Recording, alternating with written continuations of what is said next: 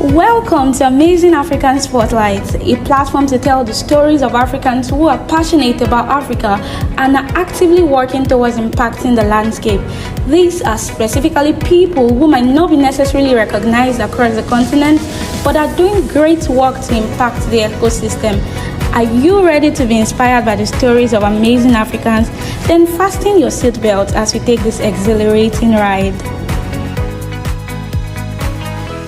Franciscah Nzanga has over 10 years of experience in operations, strategy, and innovation with an MBA from Erasmus University, Edinburgh. She is a member of the Women Impact Alliance and the Association of Project Management. With a background in actuarial science and leadership training from YALI, Young African Leaders Initiative, she is also an advisory board member of Zurich Health. Francisca is the co-founder and CEO of Mama Mzazi, Mommy and Me, an organization dedicated to ensuring that every child is able to achieve their full potential and succeed in future. They do this through the provision of training for parents and caregivers alongside their flagship Budding Leaders program. Born out of the core desire to be a good parent to her children and create an equitable world for them, she also enables the same for many more children in Kenya. One of our programs we're running, the Budding Leaders program, is to provide training and mentorship to adolescent girls in order to ensure that they're able to get the skills and the resources they need to make informed life decisions. So it's a 4-track program where we cover confidence building, leadership skills development, entrepreneurship, and career progression. So we usually have 2 versions of the program. One is directed at the children, which is the Budding Leaders program. But then also we have our Mama Mzazi core program for the parents, where we have live discussion forums, expert guest speakers. We call them Mama Mzazi Talks.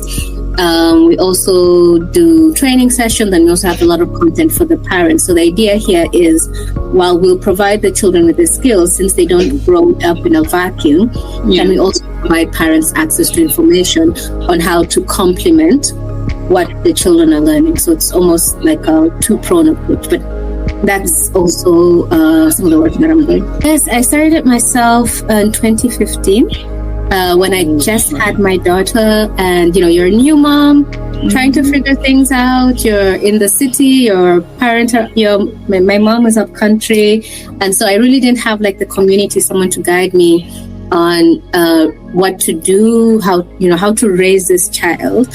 And so I find I'm always going online, researching, trying to find out what's happening. When I'll go for the well baby clinics, I'll ask the doctor, help me with your mobile number. And then, I'll call them later. I'm seeing this rash, or the baby just coughed, or, you're trying so hard to be the perfect parent. And so I used to do so much research.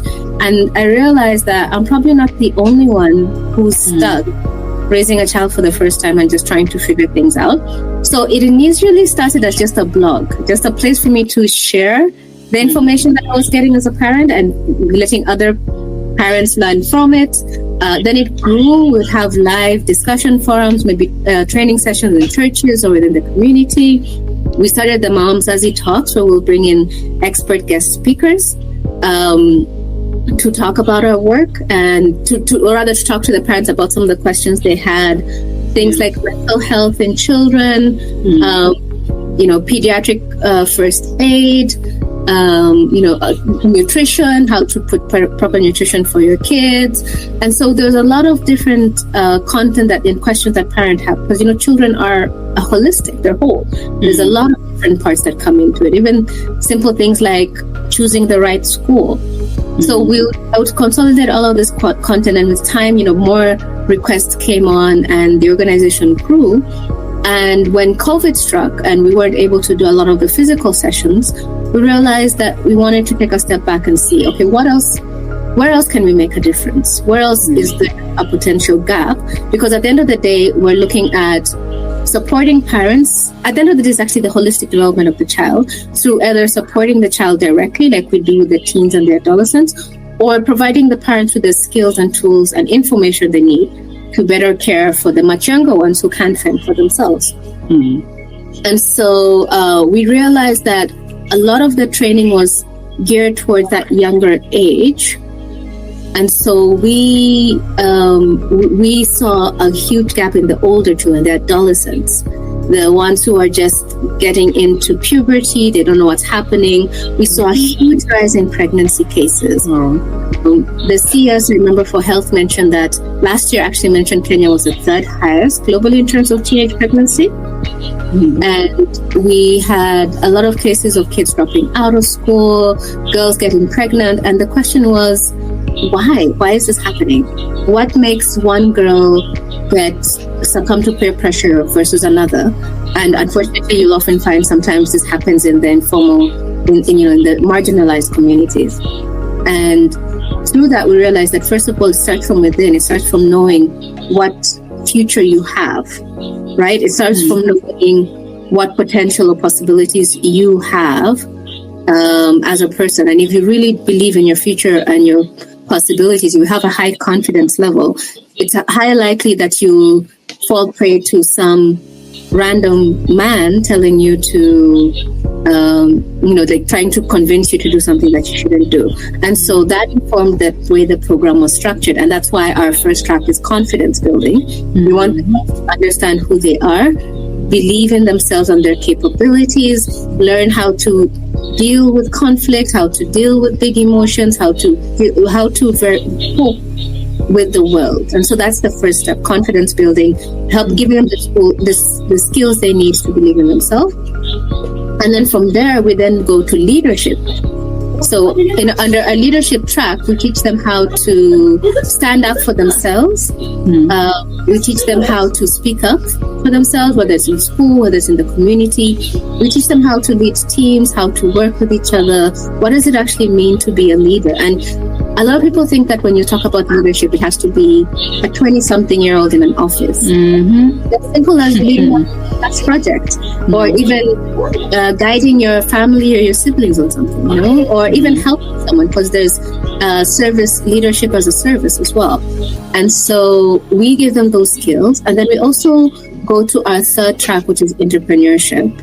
Now, an interesting thing that I guess, I don't know how many people actually sit down to look at the numbers, but interestingly enough, every year, only about 20 to 30% of students who sit for their national high school exam, we call them KCSE, actually qualify to go to institutions of higher learning.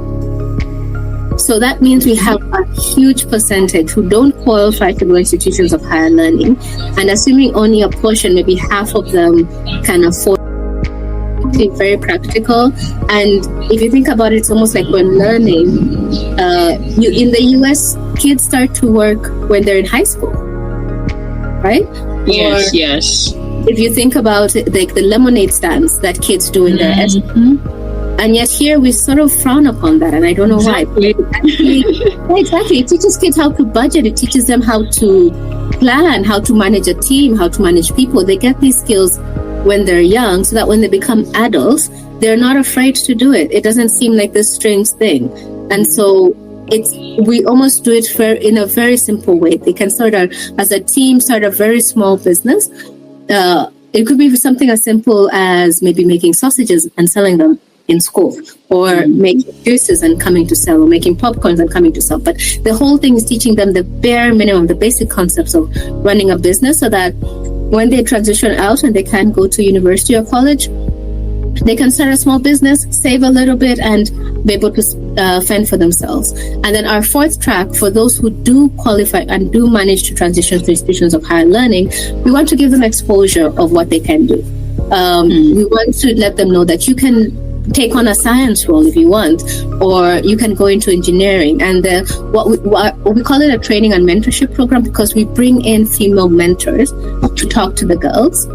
Some of these mentors are from humble beginnings themselves, and can actually show the girls as a role model, that I was here, I started here, and this is what I've achieved, and you can do the same.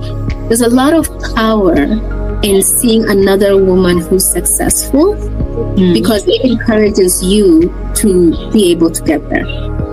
And I feel that we need to have more and more of that. And so I pull from my own network. People I've known, I've met throughout my career, and I just ask them, would you like to mentor this group of girls? And I find a lot of women actually very happy to do it.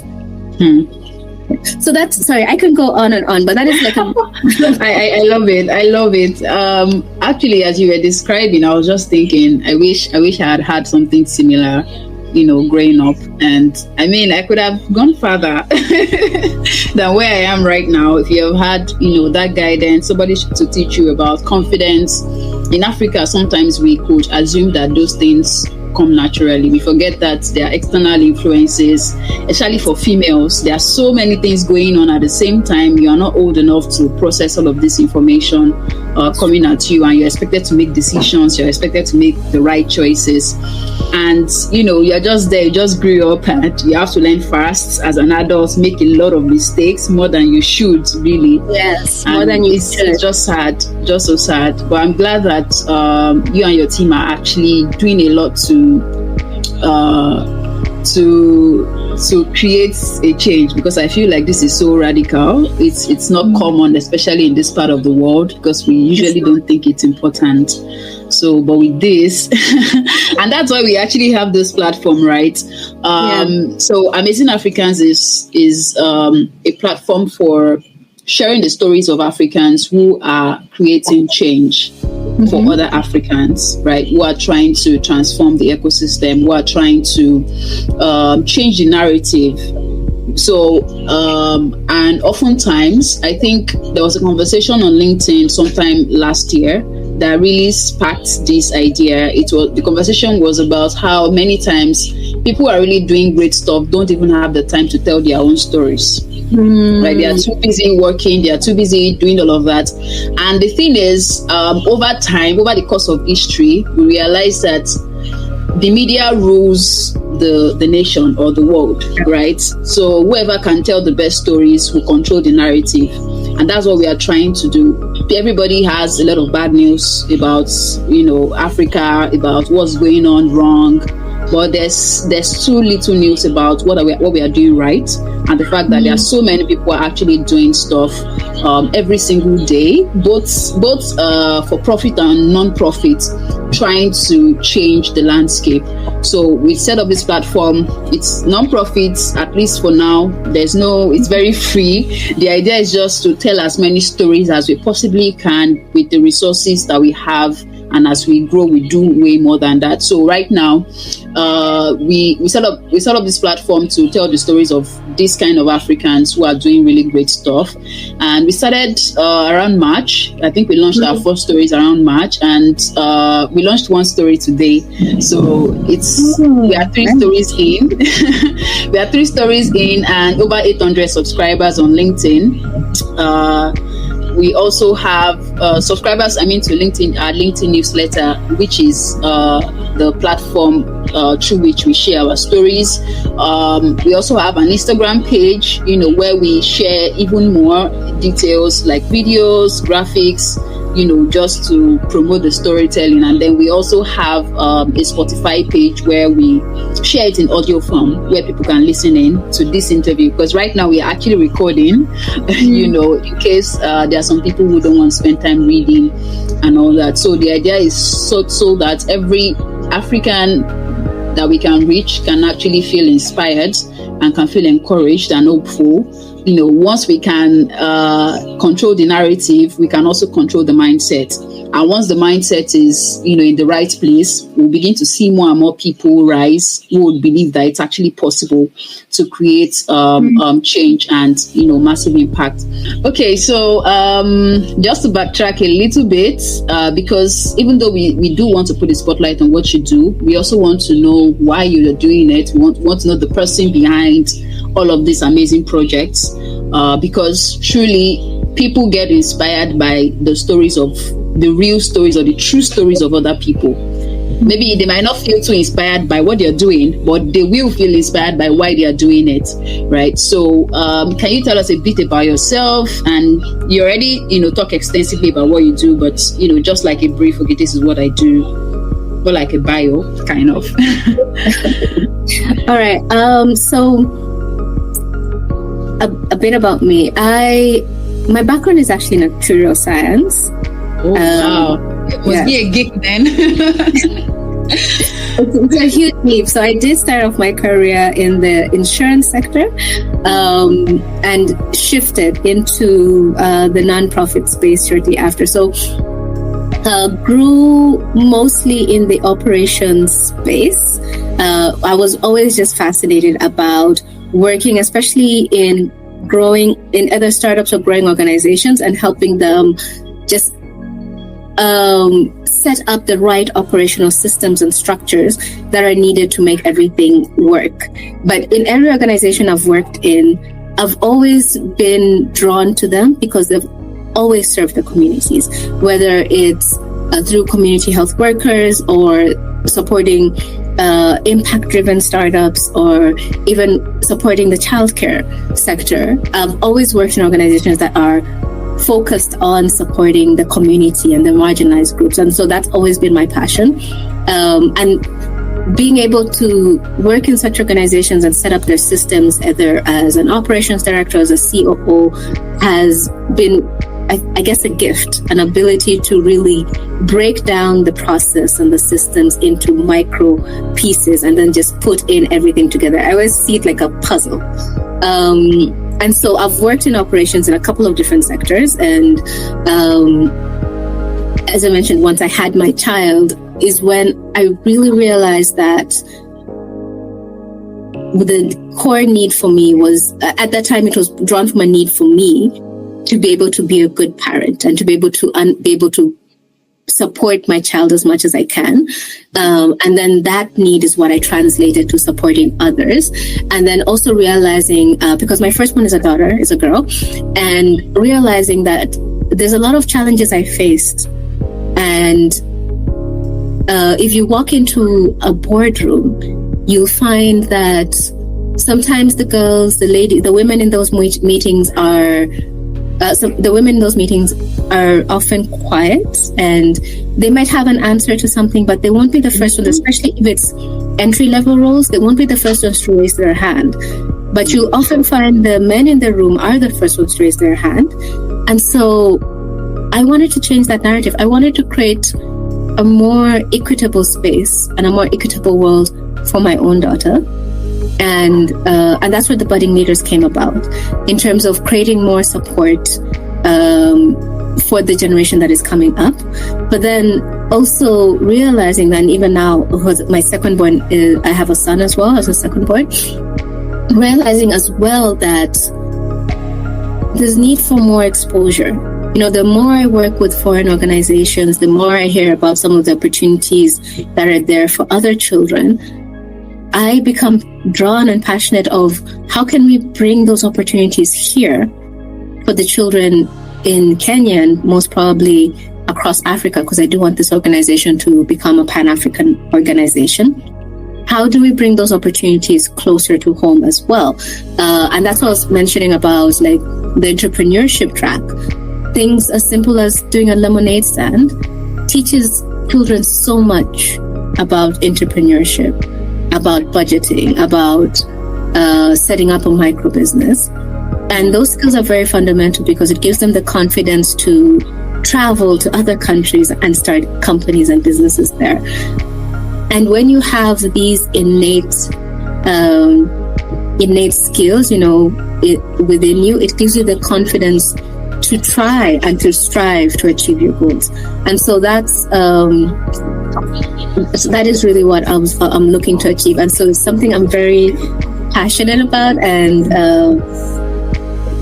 so the core of this is the fact that I am a mother of two lovely little children, one of whom has just walked in right now and is a little upset about his toy car.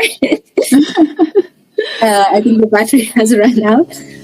But then I am a mother, and I want to create a world where I know my children can achieve all of their possibilities and thrive regardless of where their backgrounds are or which country they were born in. And I want to make sure I give the same opportunities to other children as well. Well, I really love this. And I love the motivation behind what you're doing. It's so personal, and this means that you're definitely going to see it through to you achieve what you are set to achieve. And I think that's the best. Those are the best kinds of initiative that really need. But while trying to achieve all of this, set up all of these solutions, create a better future for your children and for Africans, have you been faced with any challenges, and how have you been, overcoming them? Well, yes, I have been faced with a couple of different challenges. One of the things I realized is being able to help people understand why this is important. I found an interesting thing is that, and especially we tried to roll this out as a club in schools before having it as a separate program, and would find that some schools would be more receptive to, let's say, a skating club. And don't get me wrong, physical activity is very important, but that would resonate more for them than something like this, because they didn't really see the correlation of a leadership or an entrepreneurship program for kids. It seemed more of, well, they'll learn that when they become an adult, right? And so just helping people see why it's important and explaining it to them, and just letting them understand the journey and bringing them into understanding your vision was one of the challenges that we had, just trying to show them, because it's not something that's currently being done. It's not something we have here. And so just trying to bring them to see that vision. Most people trust what they've seen already. So it's hard to sell just a vision without the actual project. But we have actually started it now. We've rolled it out. We're supporting over 500 girls at the moment. We have a program that is running in 2 locations, and we have a large group of girls who are going through it. And so that has been a huge plus, and being able to share the learnings from that, hearing the positive feedback from the participants themselves, hearing the positive feedback from the teachers, from the parents, has been really heartwarming, because then it encourages us to see that we're actually having an impact. It's not just the numbers. What we envisioned is actually being achieved. We are seeing the participants getting more confident and achieving their goals. And now what we're working on, because we started our cohort first on the most marginalized gender, which is girls.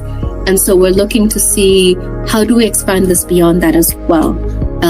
How do we ensure that all children get access to the core support that they need? And so that's one of the key challenges that we've been facing. Yeah. Okay. Well, it's good to know that you found ways around it. But you have all of these things that you have set up already. But what's your vision for this project? I know we are focusing a lot on Mama Mzazi right now, because did I call that correctly? Mama Mzazi. What does that mean?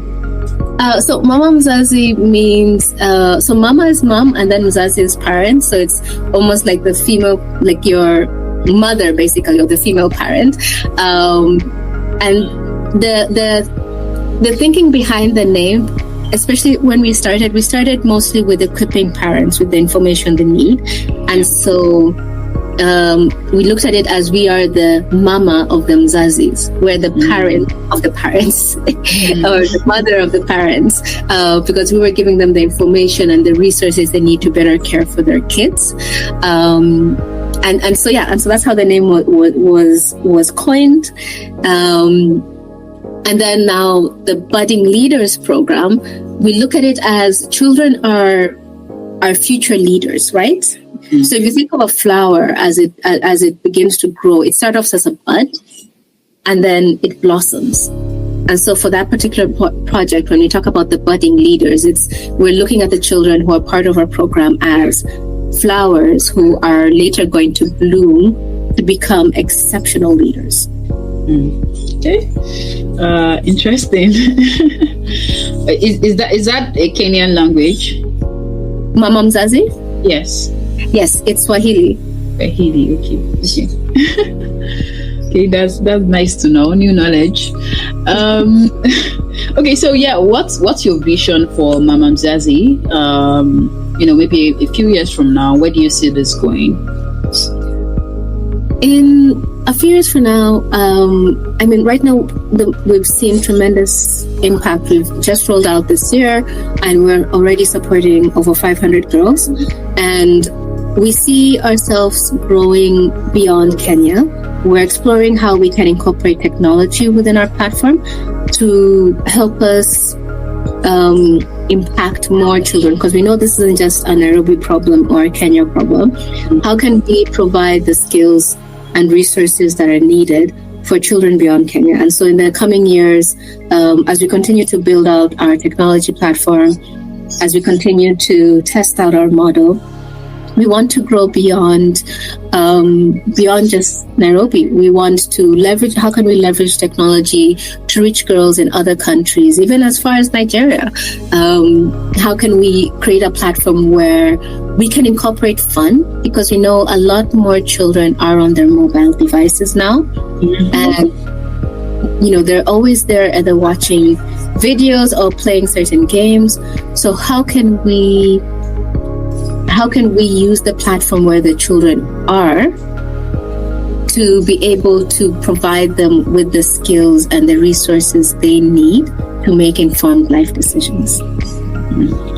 I love that, and I'm looking forward to seeing you in Nigeria sometime soon. Okay, just piggybacking on that, what's your vision for Africa? If you just think generally, even beyond Mama Mzazi, when you think of Africa, where do you see Africa going? Oh, wow. Yes. Beyond Mama Mzazi, I see the African continent really growing too, and we are already doing it. We're seeing a lot of tremendous innovations and solutions coming from the continent.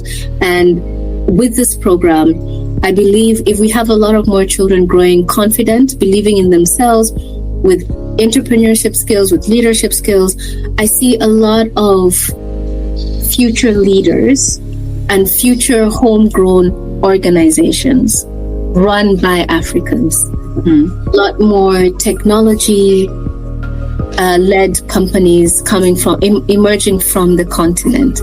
I see a lot of manufacturers. I see a lot of science-based organizations, health tech solutions just coming from the continent, because when you provide children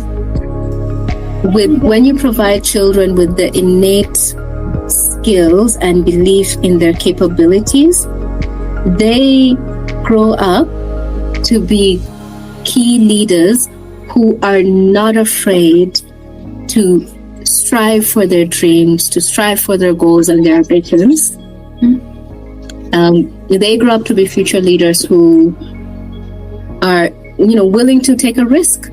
They're willing to set up companies. They're willing to travel because they have that belief in themselves, and they grew up knowing that they can achieve greatness. Wow.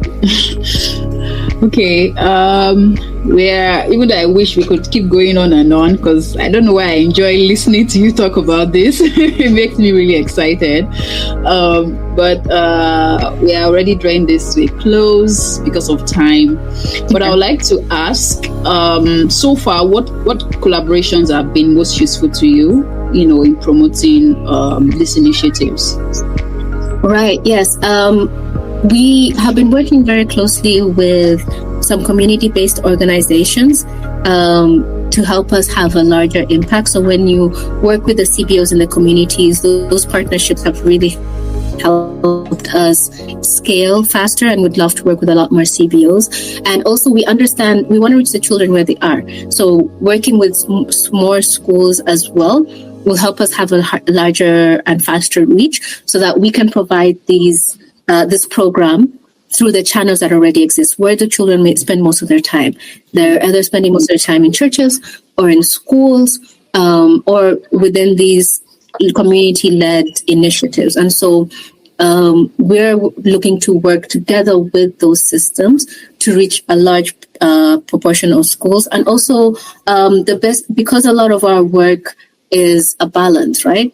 We work both in the marginalized communities and where we provide our programs for free, but then we also are able to subsidize that through working in more upmarket schools and upmarket programs, so that we can use some of those funds to subsidize. But then also getting access to funding is definitely important in being able to ensure that the programs we run in the marginalized communities are able to impact and reach more children, and we're able to effectively track that impact.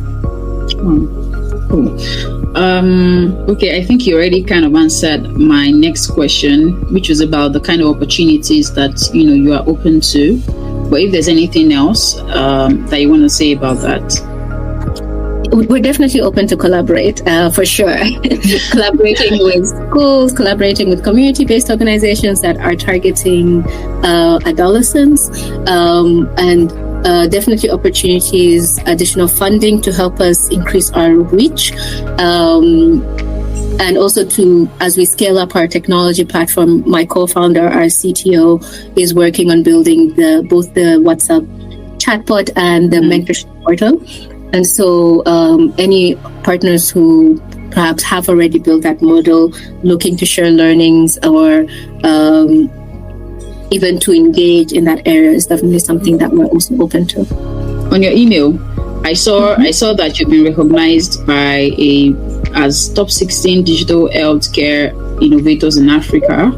Yes. Do you want to talk a bit about that, and maybe if there are some other awards and recognition that that you've gotten so far? This actually helps in terms of giving credibility. When we share this story, we like to say, okay, this person has already been recognized for their work, by so organizations. So that way, people feel like, oh, this is really credible.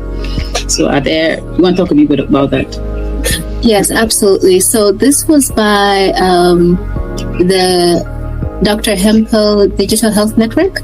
And it was actually a very interesting surprise when they reached out to us and said, "We've seen your work and we're quite impressed by what you do." And so being recognized as one of the 16 young digital health care innovators in Africa, among other great organizations that were there, and just, sharing about, and it's actually organizations across different countries, and being able to share about the work that we were doing to guide parents on how to better care for their kids, and leveraging technology and the power of media to be able to share information to parents on things to do with even mental health and depression in parents, mental health for their children, to provide them with information, like creating almost a direct link